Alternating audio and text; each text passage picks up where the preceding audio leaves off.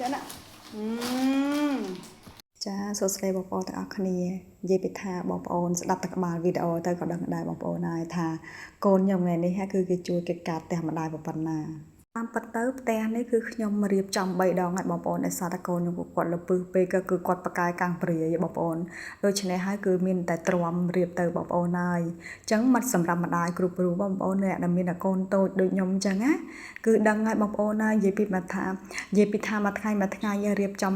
អត់ចេះចាប់អត់ចេះហើយទេបងប្អូនហើយមើលទៅបងប្អូនមើលទៅក្នុងវីដេអូទៅក៏ដឹងដែរថ្ងៃនេះមិនត្រឹមតែគាត់ជួយលពឹសទេគឺគាត់ជួយការងារម្ដាយទីទួយផងដែរនិយាយចាំទៅបងប្អូនក្នុងផ្ទះបើសិនជាអត់មានក្តាប់មនុស្សនេះទេក៏អត់សុបាយដែរបងប្អូន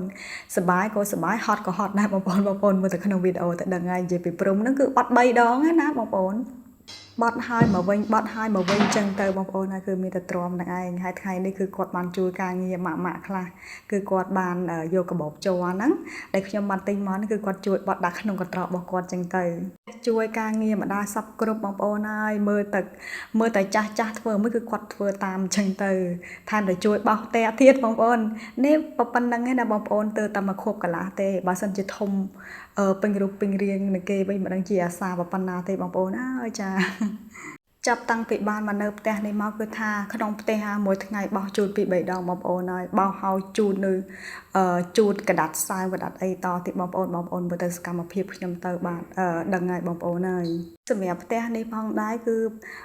ជាន់ដែលខ្ញុំកំពុងតែបោសជូតនោះគឺជាន់ទី2បងប្អូនគឺមាន2ជាន់ទាំងឯងបងប្អូនណាផ្ទះនីមួយបើសិនជាយើងអត់បោសអត់ជូតទេគឺខ្ញុំពិបាកនៅបងប្អូនដោយសារតែវាធូលីច្រើនអញ្ចឹងណាបងប្អូនហើយក្រោនេះគឺជាក្រោឈើបងប្អូនមិនមែនក្រោថ្មទេណាចាហើយក៏ងាយស្រួលបោសងាយស្រួលជូតផងដែរបងប្អូននេះឯងគឺជាសកម្មភាពដែលខ្ញុំធ្វើរាល់ថ្ងៃអញ្ចឹងណាមួយថ្ងៃបាន2ដងក៏3ដងដែរបើមិនបាន3ដងក៏2ដងដែរបងប្អូននៅពេលដែលបោសជូតហើយគឺភ្លឺមែនតែម្ដងណាបងប្អូនវាគ្រាន់បើជាងមួយថ្ងៃ2ថ្ងៃមុនអញ្ចឹងណាហើយផ្ទះនេះគឺខ្ញុំឡើងមកនៅប្រហែលជា3ថ្ងៃដែរបងប្អូនហើយគឺទើបតែរើមកនៅដែរអញ្ចឹងណាព្រោះផ្លាស់ប្ដូរពីផ្ទះជួលចាស់មកនៅផ្ទះជួលថ្មីឯងគ្រាន់តែថាផ្ទះជួលថ្មីនេះគឺរៀងគ្រាន់បើជាងមុនអញ្ចឹងណាបងប្អូនចាហើយនេះគឺជាកញ្ចក់គឺខ្ញុំជូតបាន2ដងដែរតែនៅតែមានធូលី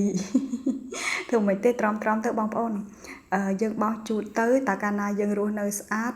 យើងទៅដល់ណាក៏នៅតែស្អាតដែរបងប្អូនតែសម្រាប់អ្នកស្មោកគ្រូក៏អត់សូវចេះថែរបស់ហ្នឹងទៅដល់ណាក៏ដោយទោះបីកន្លែងហ្នឹងស្អាតប៉ុណ្ណាក៏ដោយបងប្អូនក៏នៅតែកខ្វក់ក៏នៅតែកក្រិចចឹងដែរ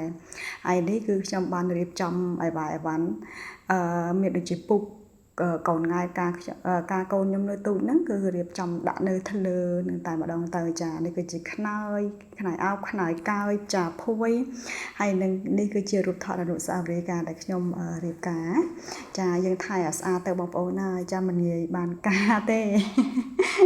ចាអញ្ចឹងវីដេអូនេះក៏មានតែប៉ុណ្្នឹងទេចាំជួបគ្នាវីដេអូក្រោយទៀតណា